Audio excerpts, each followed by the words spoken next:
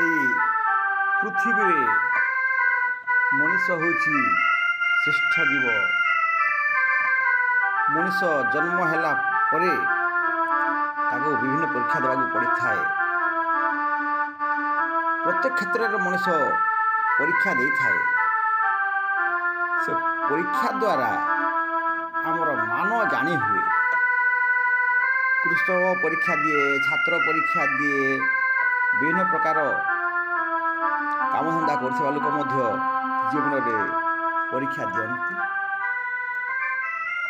ପରୀକ୍ଷାକୁ ଆମେ ଆନନ୍ଦର ସହିତ ଦେବା ଉଚିତ। ପରୀକ୍ଷା ହେଉଛି ଆମର ମାପକାଠି।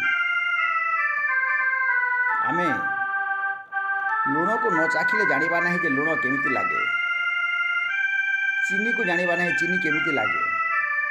ତେଣୁକରି ପ୍ରତ୍ୟେକ ଜିନିଷକୁ ପରୀକ୍ଷା କରିବାକୁ ପଡ଼ିଥାଏ। ପରୀକ୍ଷା କଲା ପରେ ଫଳାଫଳ ଜଣାପଡ଼େ। ତେଣୁକରି ପ୍ରଥମେ ଆମେ ଧ୍ୟାନରେ ବସିଯିବା। ଏକାଗ୍ରତା ଆସେ। ନିଶ୍ଚଳ ଭାବରେ ବସିବା।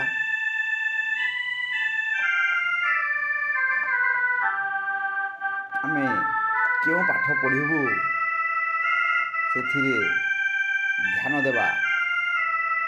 ଏପଟ ସେପଟ ଦେଖିବା ନାହିଁ। ଏହାଦ୍ୱାରା ଏକାଗ୍ରତା ଆସେ। ତାପରେ ଆମେ ସରସ୍ୱତୀ ଗଣେଶଙ୍କୁ ଆମେ ପ୍ରାର୍ଥନା କରିବା। ତାଙ୍କର ଆଶୀର୍ବାଦ ଆମ ଉପରେ ରହିବ। ତାର ବହିକୁ ପଢ଼ିବା, ଧ୍ୟାନ ସହକାରେ ପଢ଼ିବା। ତାହା ଆମର ଯେମିତି ମନେ ରହୁଥିବ। ଅନ୍ୟ ମନସ୍କ ହୋଇକି ପାଠ ପଢ଼ିବା ନାହିଁ। ଯାହା ଯାହା ପଢ଼ିବା ସବୁ ଆମର ମସ୍ତିଷ୍କ ଭିତରେ ସ୍ଥାୟୀ ଭାବରେ ରହିବ। ଯେମିତି ଆଉ ଦ୍ୱିତୀୟ ଥର ପଢ଼ିବାକୁ ପଡ଼ିବ ନାହିଁ।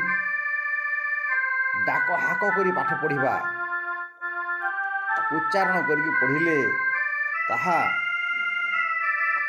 ଶୀଘ୍ର ମନେ ରହେ। ଉଚ୍ଚାରଣ କରିବା ଦ୍ୱାରା ମନେ ରହିବ। ତାକୁ ପୁଣି ଆମେ ଲେଖିଦେବା। ଥରେ ପଢ଼ିକି ଦୁଇଥର ଲେଖିବା। ଏହାଦ୍ୱାରା ଅକ୍ଷର ମଧ୍ୟ ସୁନ୍ଦର ହେବ, ଗୋଲ ଗୋଲ ହେବ, ଲେଖା ଅଭ୍ୟାସ ହେବ।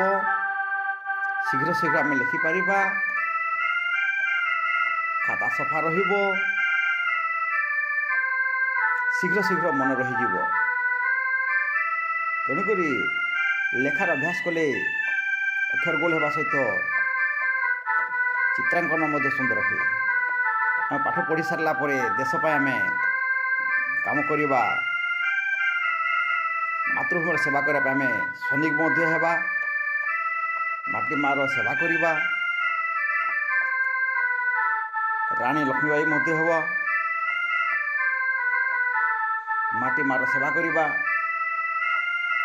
ଏଇଭଳି ଭାବରେ ଆମେ ବିଭିନ୍ନ କାର୍ଯ୍ୟ କରିବା।